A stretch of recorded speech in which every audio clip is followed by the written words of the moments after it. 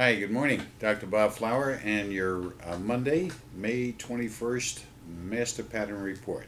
Well, I hope you had a good week. It certainly was a beautiful weekend here in the east and eastern part of the United States, that is, for those of you who are overseas. And we do have a number of um, viewers from all over the world.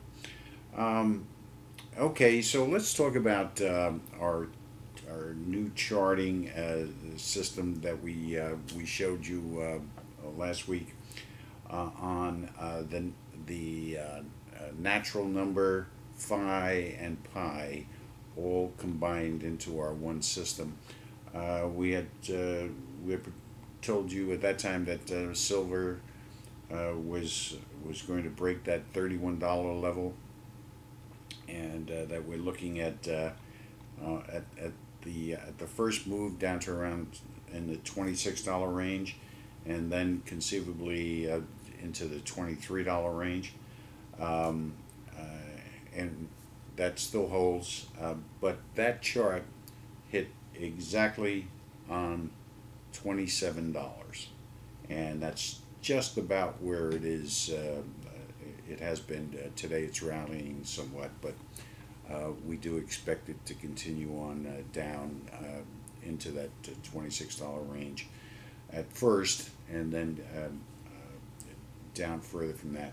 And a number of viewers had asked me about, how can that be? I mean, look what's going on with Greece and Europe and Spain and France and whatnot, and with all of this chaos, why aren't the metals moving? And the answer is very simply deflation. We've been saying that deflation is the issue for the past 2.5 years, and it still, in our minds, remains the issue. One of the primary reasons is because of all of the equity that's been wiped out by not only the stock market, but primarily by the real estate equity market, um, and the bad debt. Um, Now, when you look at issues like Greece, for instance, and the billions of euros that are conceivably going to be lost there. I mean, it's very doubtful that Greece is going to vote to pay this back in any respect, unless the European Union Bank is going to take wheelbarrows full of drachmas. But when you have issues like that, where debt is washed out, uh, that's deflationary. And with everything that's being discussed, whether or not we are going into a deep deflationary move is not the point. It's the perception of the way we're going, and it's certainly the perception certainly is. I mean, forgiving college loans and extending bad credit to companies that can't pay back what they've already borrowed. Um, this is all deflationary, and of course, deflation is not good for commodities. The only time that there's a difference there is, or that's not true, is if everything goes, that there is nothing at all to rely upon, and markets and governments are in absolute chaos, which we're kind of getting there. It looks like people and places are not now. Lebanon is starting up over there, and Israel is there's huge movements from these African nations trying to escape the persecutions going on there into the European countries and the Middle East countries. Israel is one of them, of course, England and France. But what we're seeing here is history, folks. Make no mistake about it. This is history being written here. We are on the throes of total chaos and change. and that means that it's harvest time, it's reaping time, and when the public realizes how they're being taken advantage of, um, I think what eventually will happen is that we will see a third party movement, huge third party movement. And I don't necessarily, that's good in one respect, but I don't think it's good insofar as unless one of the other two parties are completely eliminated, and that's a possibility as well. And the reason for that is that if you look at your European countries and the chaos that causes, and the special interests that generates, and the lack of flexibility. It's good in one respect that we're sending messages, but it's bad in another respect. Um, what we need is people to pay more attention to the people that we're putting in office, right? And stop this nonsense about, oh, he dated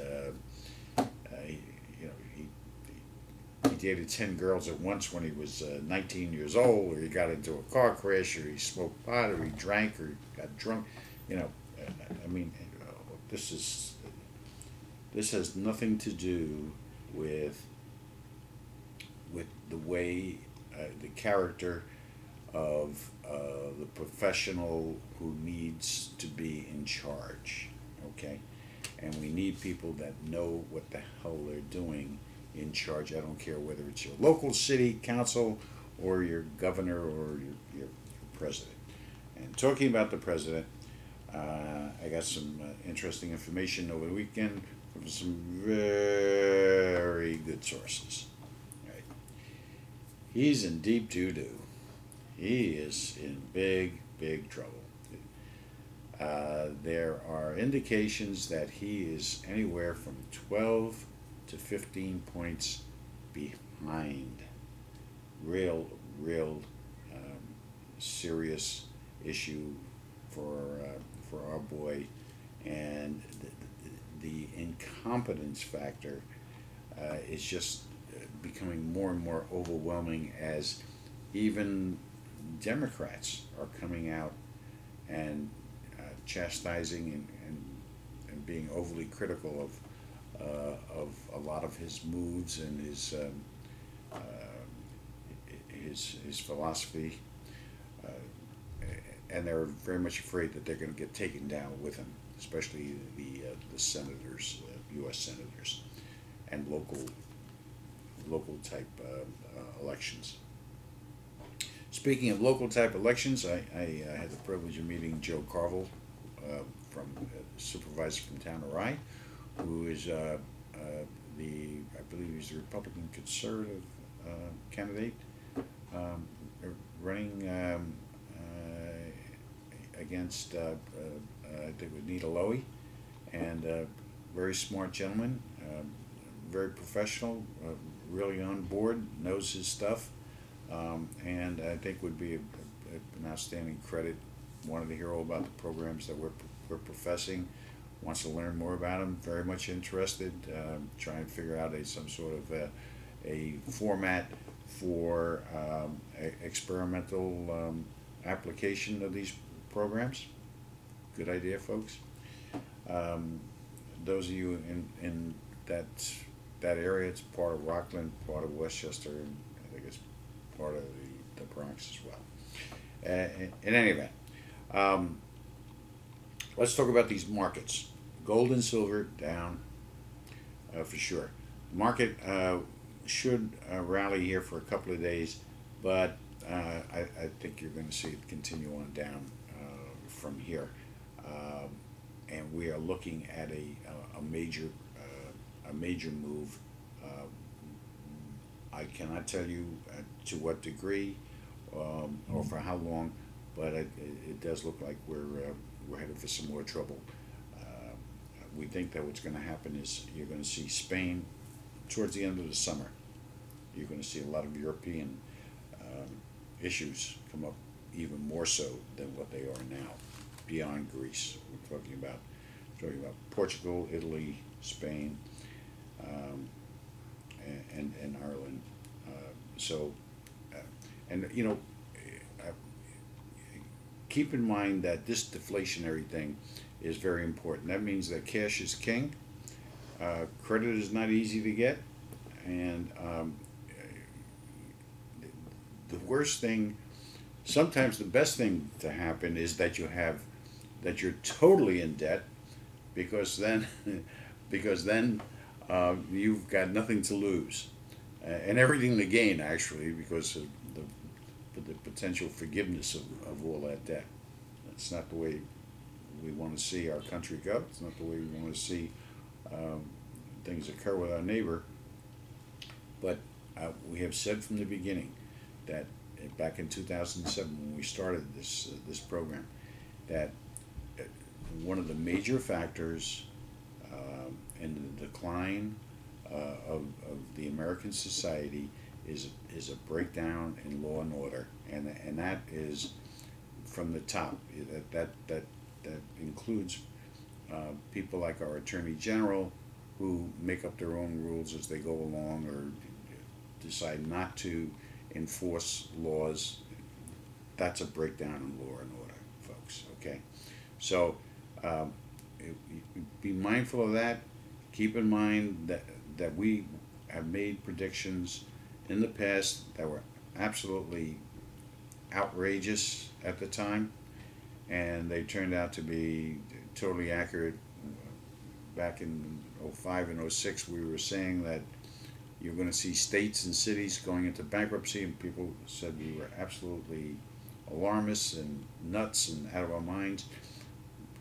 We said we're going to see $140 oil, which we did. We're going to see oil drop back down to $40 and $50 after that, which it did. I mean, all these type of things. I'm not saying that. What I'm trying to say is that we need to be united in our cause. We need to look for professionalism in governance, and change our fears, insofar as not allowing them to take control of us. Okay, and once again, one of the main issues is our belief system. And I've done this before, and I want to do this again because I think it's critical to what's going on in our lives today. And I want to repeat the concepts of Abraham Maslow, the famous psychologist, and Erich Fromm, and this whole issue of what he calls unrealistic perfectionism. Let me just read these few sentences to you. Maslow believed that the history of the struggle to find a utopia reveals many unrealistic, unattainable, and non-human fantasies, such as, let us love one another, let us share equally, treat all people equally in all ways, nobody should have power over anybody else, the application of force is always evil, and there are no bad people, only unloved people. What both of these brilliant men go on to say is that they're unreasonable expectations.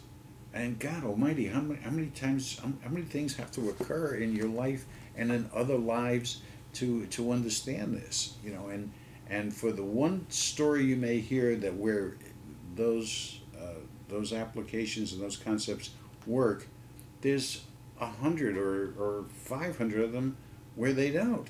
So what are we pursuing here? I mean, it's not something that is healthy for humankind. And further, a lot of my discoveries with potential and